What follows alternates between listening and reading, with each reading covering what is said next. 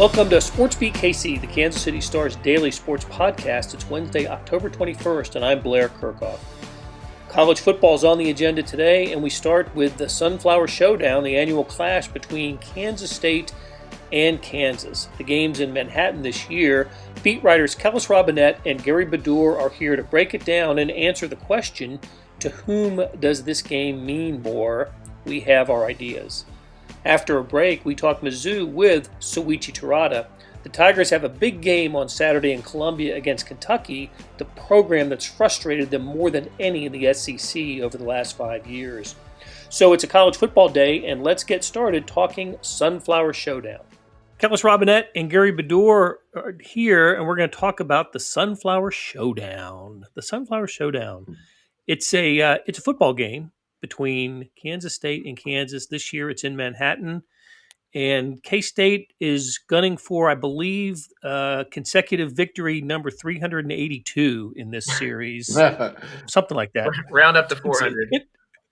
It's around there. So, it's not I guess for anybody who knows the history of the series, Kansas leads it overall, right? By 20 or so wins, or maybe 15, but Kansas State's won all of the games just about over the last 25 or 30 years, except for that brief stint with Mark Mangino. So, what is this? What is this game? What's the importance of this game? I would think for Kansas State, you got to keep it going. They're in the polls, and this is maybe the last opportunity where Kansas State's going to be a big favorite in the game. Is that right, Kellis?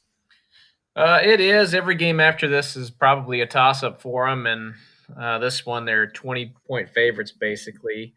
And if you're Kansas State, this is your best chance to improve, and really your only remaining chance to get a nice lead going and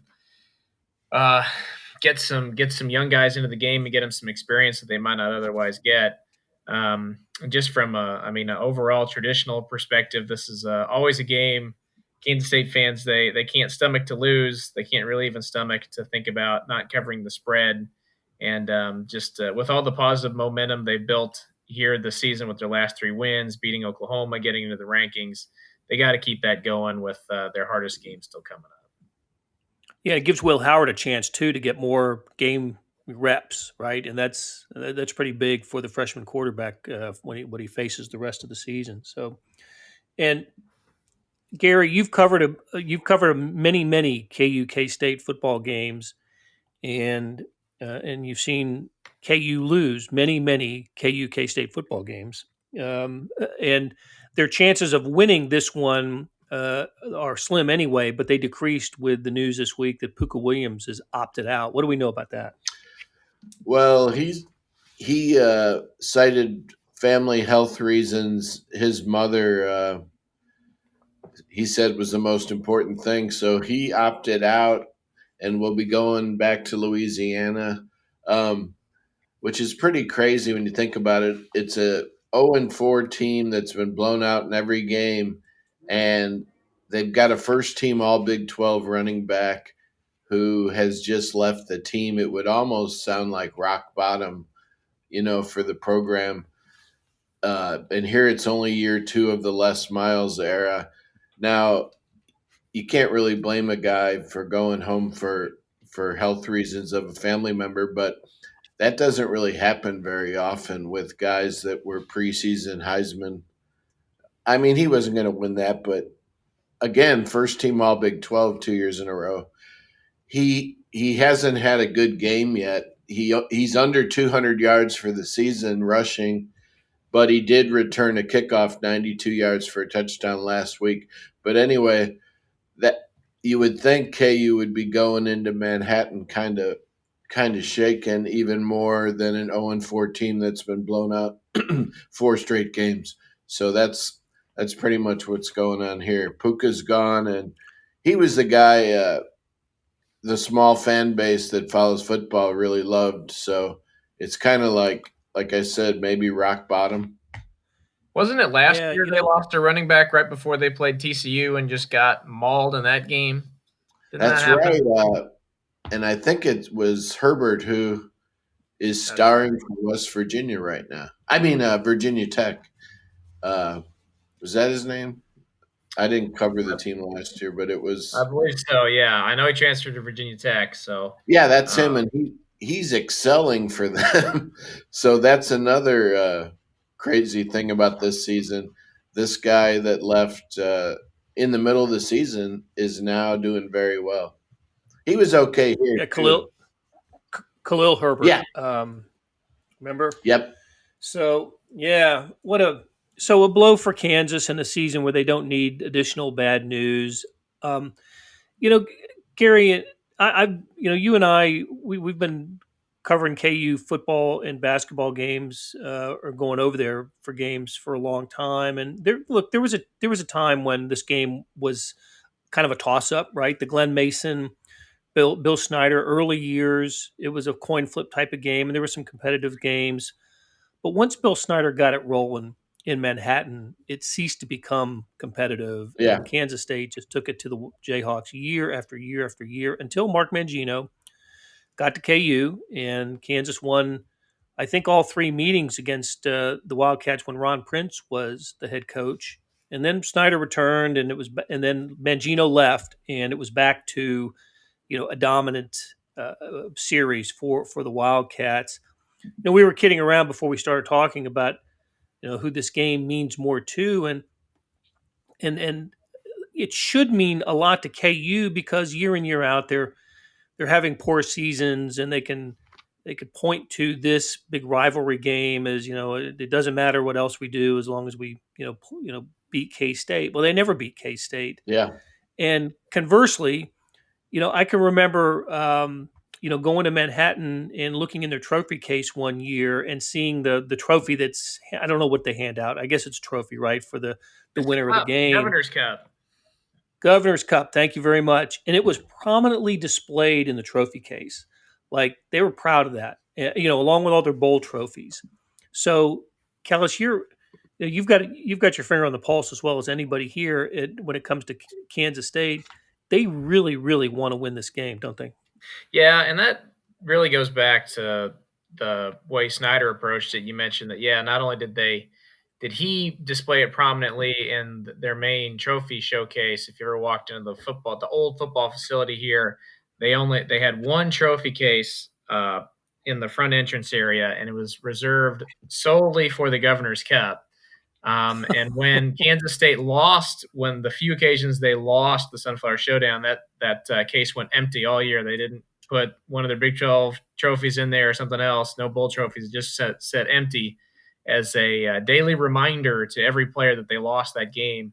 So it struck me as kind of funny yesterday when I heard Wyatt Hubert say that KU players look at this game as their Super Bowl.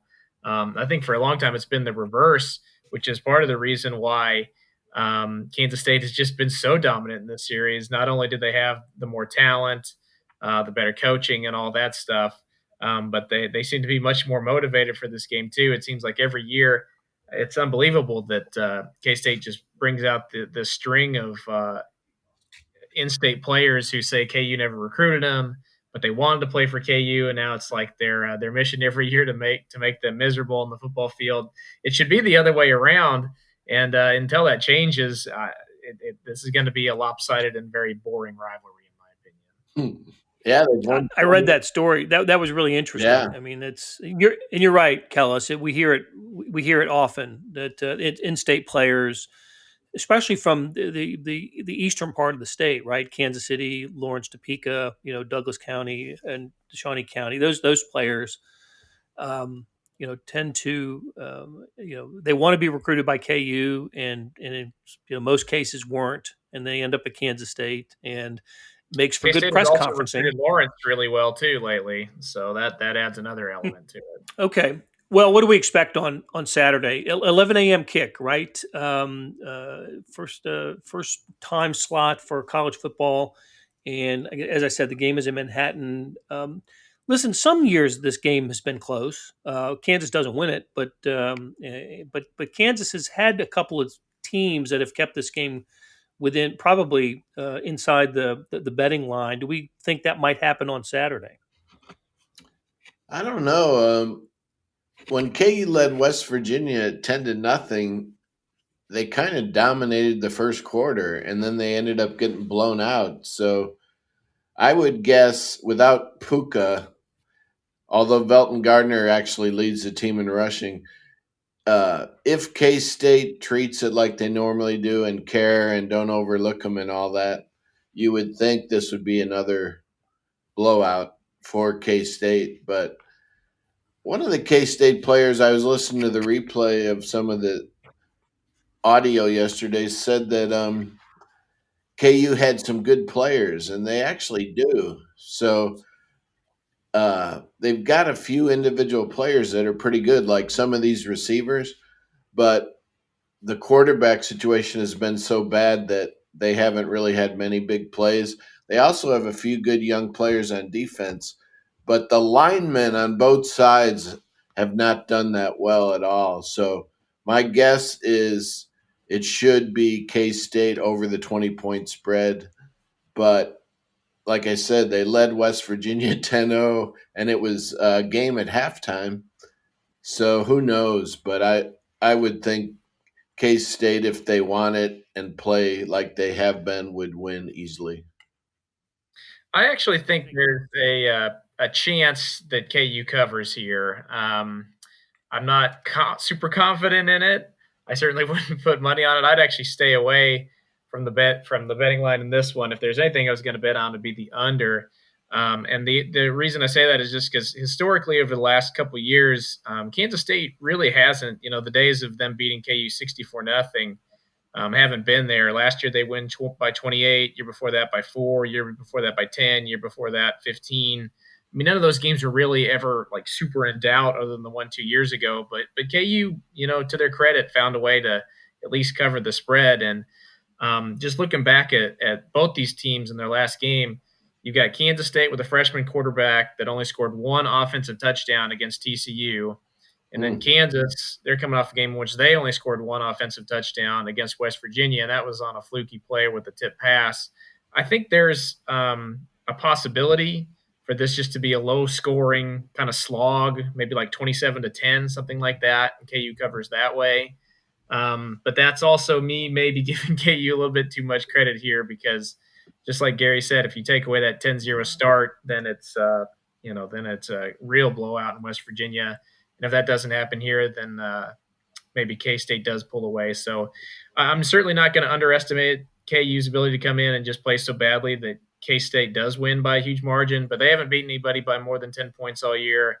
I think I just don't see like a 50-point margin coming. And we know Les Miles will be back on the sideline, right, Gary, after missing the West Virginia game? Everything was on target Monday. He was to return to practice. But we haven't heard anything since then. But, yeah, he should be there. Okay. Hey, let's switch it up to basketball real quick before we exit. KU's Late Night in the Fog has a date, and it doesn't really have a site, though, does it? Gary, tell us about Late Night in the Fog. 7 p.m. Friday. It'll be streamed on KU Athletics on Facebook, and I believe it's on some TV stations. It's already been taped, most of it, I heard. So there won't be anything live going on in the field house. I think they've already even had their little 10-minute scrimmage. So it's a TV show that will have, some of the – I think they'll do one skit even. Self usually is interviewed during the scrimmage, a short little scrimmage. The women will scrimmage too, but it's made for TV, and it'll be on 7 o'clock Friday, Allen Fieldhouse. But at that actual time, nothing will be going on in Allen Fieldhouse because it's already over. It's taped. Gotcha. Okay. Yeah, another COVID affected event, as they all are. So. And Kellis, the Big 12 SEC Challenge Series pairings announced earlier today. When I saw that and I saw where Kansas State's playing Texas A&M, I thought, is A&M back in the Big 12? Because it seems like they always play Texas A&M. When do they not play Texas A&M? It's unbelievable. This will be like their 7th meeting since they left the conference.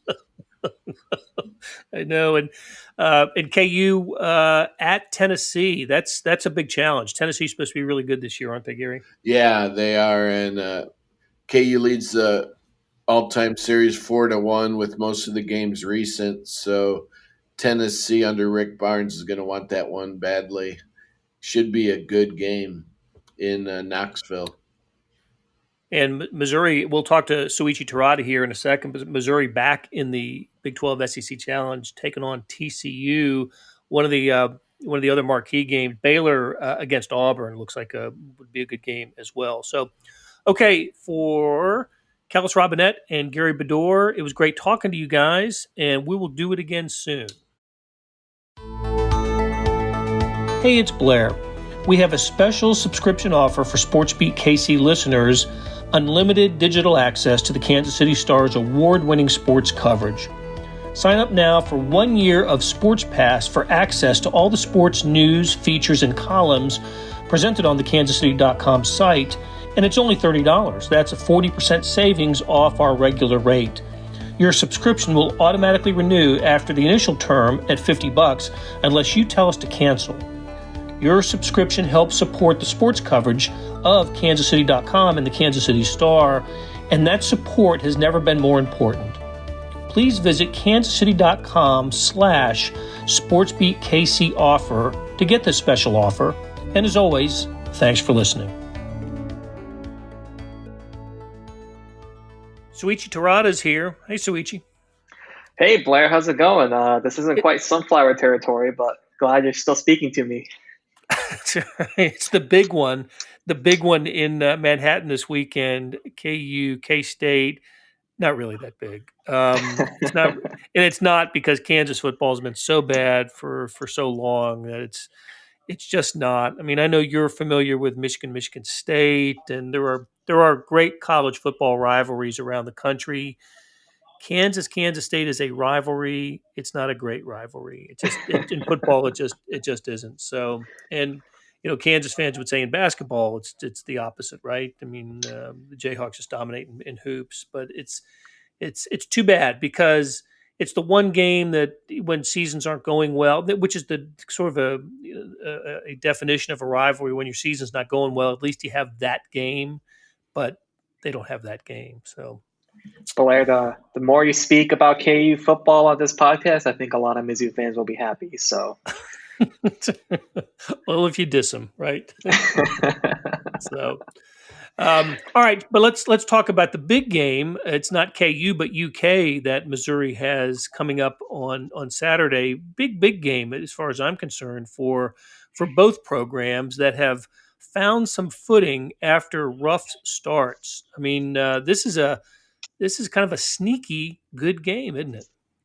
Yeah, I mean, I'm glad there is a game. I think just with the, tips and turning, you go from Vanderbilt, Florida, Kentucky to not Vanderbilt, Kentucky, then Florida. So a lot for the Mizzou football team to just kind of adjust on the fly. But I guess it's 2020. But yeah, Blair, I mean, I'm really looking forward to this game. Kentucky is right around a 6-point favorite, which seems right about maybe right. I think maybe if it was a little closer, Mizzou fans would probably be happier. I had a few people tweet at me, "Hey, I would take Mizzou with that line all day," and I'm like, well, Kentucky's kind of coming off a couple of great wins, against Mississippi State and Kentucky, or not Kentucky, excuse me, Tennessee. But you know what, Blair? I'm writing a story right now that should kind of go up within the next few hours. Kentucky has forced 9 turnovers in the last 2 games. They've given up 9 points, and 2 of those points were on safety, so that's not on the defense. So that Wildcats defense, for better or for worse, is playing great, and that's kind of an anomaly in the SEC right now, just because of what we've seen in scores and coaches being asked, about the scoring outburst. So yeah, like you said though, Blair, I'm looking forward to this game. One, that is happening, but 2, it's kind of sneakily pretty good. The Wildcats have obviously had Mizzou's number for the past 5 years, but I think, new regime, new zoo, and all that kind of stuff. So maybe Mizzou has something maybe a little different compared to the past half decade. Yeah, a couple things. You mentioned the Kentucky turnovers. They didn't force any in their first 2 games, which they lost, and now they've forced a bunch in the next 2, which they won. And the line, I think, is where it is because there is a common opponent here, right? Tennessee, Missouri ends up losing by multiple scores to the Volunteers, and then Kentucky just puts a beat down on Tennessee. So I think that's where the perception maybe of the game comes from. And also, not that you read stuff like this when you go on betting line services on the websites, and look, Kentucky has won. Was it 5 in a row in the series? Yep, I think 5 in a row.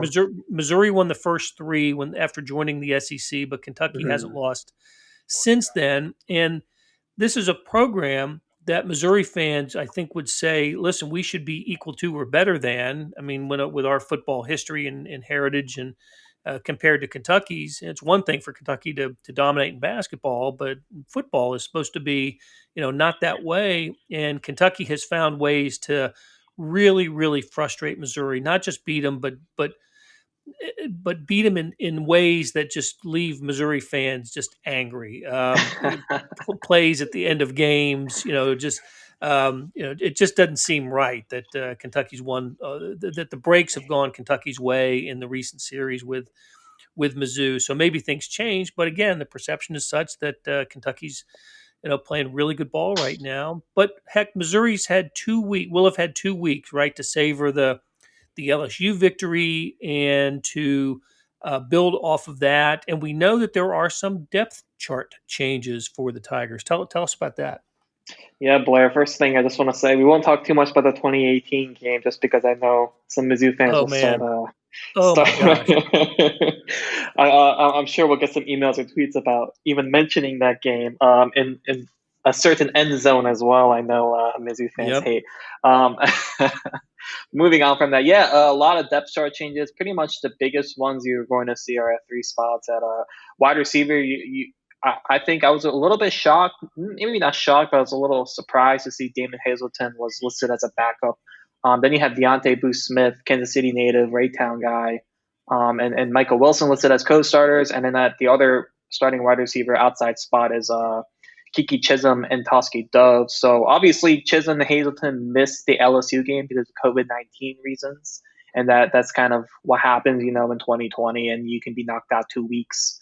It is what it is. And maybe the depth chart is reflective of, just practice reps and all that, but that's kind of a surprising spot at wide receiver. And the other one is punt returner, just because, Mizzou has muffed 3 punts on the season so far. And that's, you just can't have that, especially, they were able to kind of make do with it against LSU, but really, that's, as Barrett Bannister said, who muffed the punt against Alabama, that's unacceptable. So they'll have to fix that. And the last spot is on the defensive line. I mean, they're pretty banged up down there. Obviously, they were missing 3 of their top 4 defensive tackles against LSU. And they only really get 1 back just because Darius Robinson and Kobe Whiteside are still dealing with injuries. So you see some shuffling there.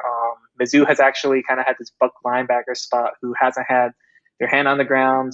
So that's Trajan Jeffcoat, who rejoined the team, this year during training camp and everything. And then you got Trey Williams on the DN spot. And then you got a lot more shuffling around. So I'm kind of curious to see how that D-line looks, because they played great against LSU, but we'll see how they are against this very stout Kentucky offensive line. And Kentucky's a run-first offense, so that's kind of where you have to hone in on, I guess, this Saturday. So we'll see how it goes. I think it's a good test for Mizzou, just because Tennessee and Alabama are 2 of the best, offensive line probably in the SEC, and Kentucky probably isn't too far behind them. So now that you're dealing with some injury bugs and you're coming off the LSU win, and you had a week to kind of heal up and everything, but this will be a very good test for Mizzou, I think, going forward the last 7 games of the season. And it's full steam ahead with Connor Basilak, isn't it? Yeah, Connor. I didn't even mention that just because it would be weird. Obviously Mizzou didn't do it, but he did throw for more than 400 yards, 4 touchdowns.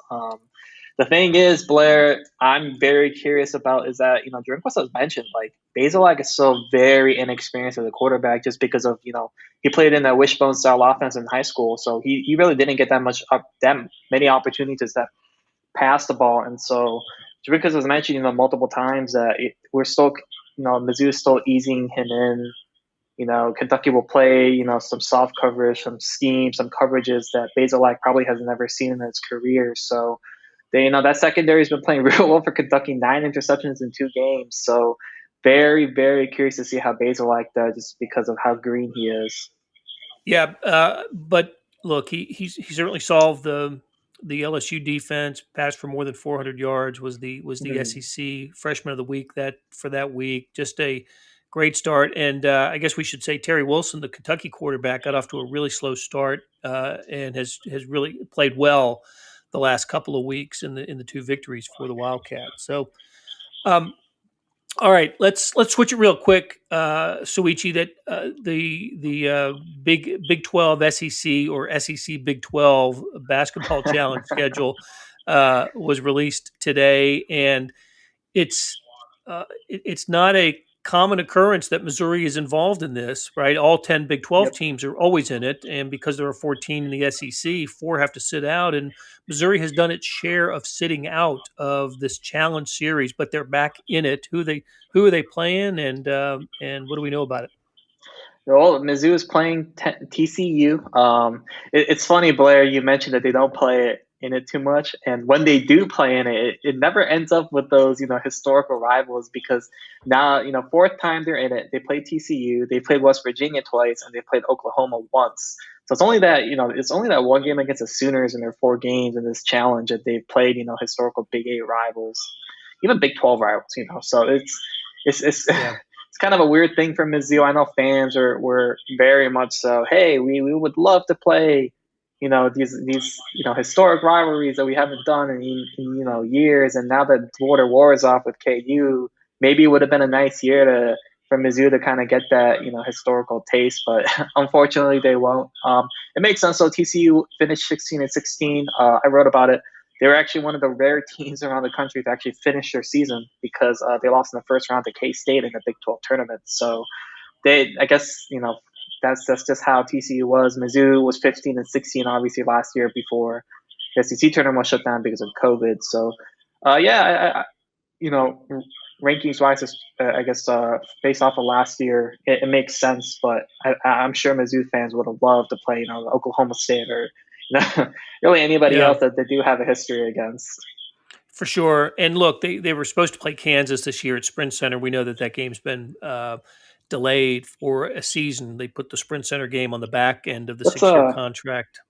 That's T-Mobile Center now, right? Oh gosh! Thank you, Soichi, for correcting me. You will have to continue to correct me, because it will for a long time will be Sprint Center to me. You're right, absolutely T-Mobile Center. So, okay, Mizzou, Kentucky, 3 p.m. kickoff at Faurot Field on the SEC Network. Kentucky is a touchdown favorite in that game. Really looking forward to seeing it. Soichi, great catching up with you, and we'll talk to you again next week. All right, thanks, Blair. That'll do it for today. Thanks to our production staff of Derek Donovan, Randy Mason, Beth Welsh, Jeff Rosen, Chris Fickett, and Savannah Smith. A tip of the cap to Soichi Terada, Kellis Robinett, and Gary Bedore for talking Sunflower Showdown and Mizzou. Links to their stories can be found in the show notes and on kansascity.com. Hey, we got another deal for you, especially for those who want a deep dive into the Stars' terrific Chiefs coverage. For a limited time, you can subscribe to Sports Pass for 99 cents a month. That's right, 99 pennies a month. After 3 months, it auto-renews at $5.99 a month unless you cancel. This includes our Chiefs coverage, colleges, Royals, Sporting Kansas City, everything. Here's how you get it. Go to kansascity.com/sportspass2020. That's kansascity.com/sportspass2020. If you want more than sports coverage, and I do, check out the entire Kansas City Star product. Sports news, features, commentary, and analysis, the whole thing. You get all the stories written by my talented colleagues, plus additional news, sports, and business coverage with the e-edition. The details for all the deals can be found at account.kansascity.com/subscribe. And if you're having trouble hunting down any of these offers, send me an email at bkerkhoff@kcstar.com and I'll get you to the right place. Whether it's the Sports Pass or the full subscription, you're getting and supporting the best sports and news coverage in Kansas City and helping us produce programs like SportsBeat KC. Thanks for listening, and we'll be back on Thursday with another episode.